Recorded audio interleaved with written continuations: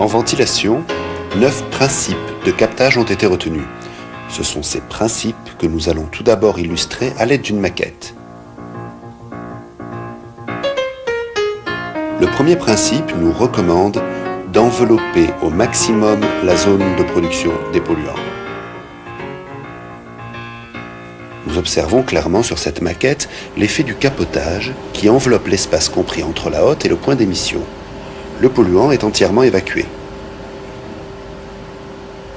Par contre, si on enlève le capotage, la fumée s'échappera pour partie hors de la hotte, surtout s'il y a un courant d'air.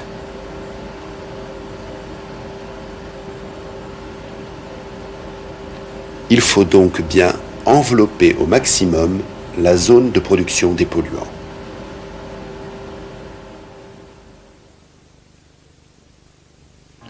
Deuxième principe, capter au plus près de la zone d'émission.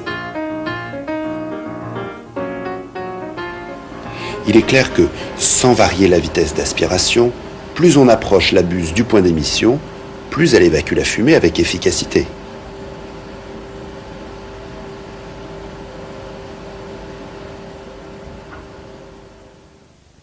Principe numéro 3.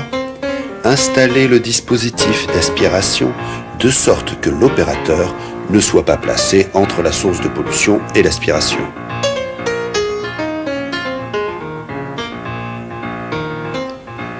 Notre mannequin, travaillant entre le dispositif d'aspiration et la source de pollution, reçoit la fumée qui s'échappe. Il faut mieux attirer cette fumée à l'opposé de l'endroit où l'opérateur travaille, évidemment.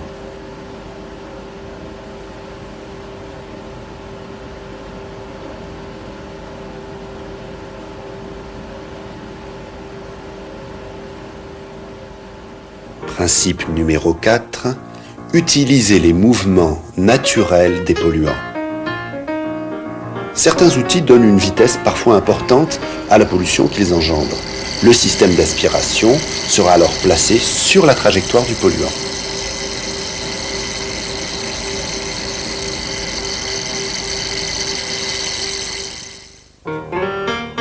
Principe numéro 5. Induire une vitesse d'air suffisante. Supposons pour la démonstration qu'il ne soit pas possible d'approcher la buse de notre fumigène. Cette contrainte nous oblige à augmenter la vitesse d'aspiration pour parvenir à extraire l'air pollué.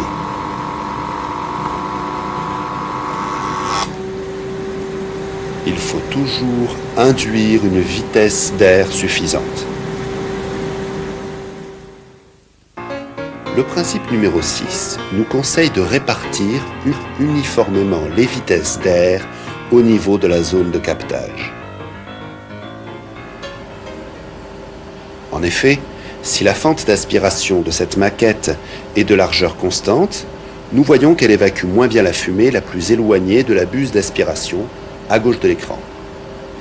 En modifiant la forme de cette fente, on va uniformiser les vitesses d'air, ce qui apportera une meilleure répartition du captage.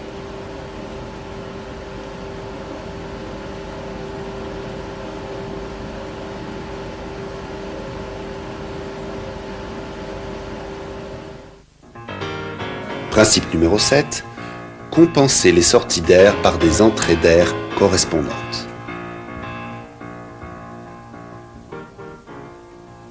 Nous avons rempli ce caisson de fumée et l'avons fermé hermétiquement. Si l'on met en route le système d'aspiration, l'extraction sera totalement inefficace. Mais si on laisse entrer de l'air de compensation, regardez,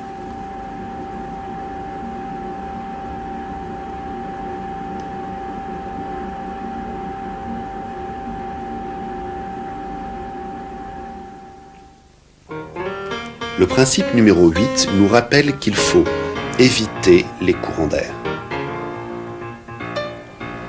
Dans ce cas, alors que nous avons correctement disposé la buse d'aspiration, on s'aperçoit que l'action d'un courant d'air réduit son efficacité.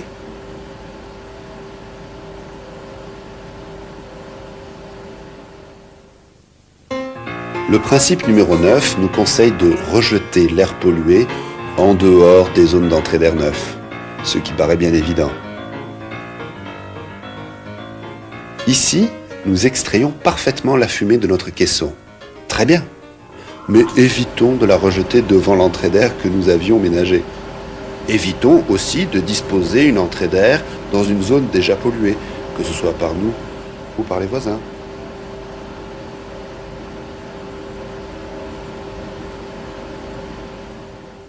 Ces 9 principes que nous venons d'illustrer ont pu vous paraître évidents, peut-être même simplistes. En réalité, ce n'est pas si simple que ça. Dans la pratique, on devra tenir compte de ces principes simultanément, et cela en fonction du site spécifique dans lequel on les appliquera.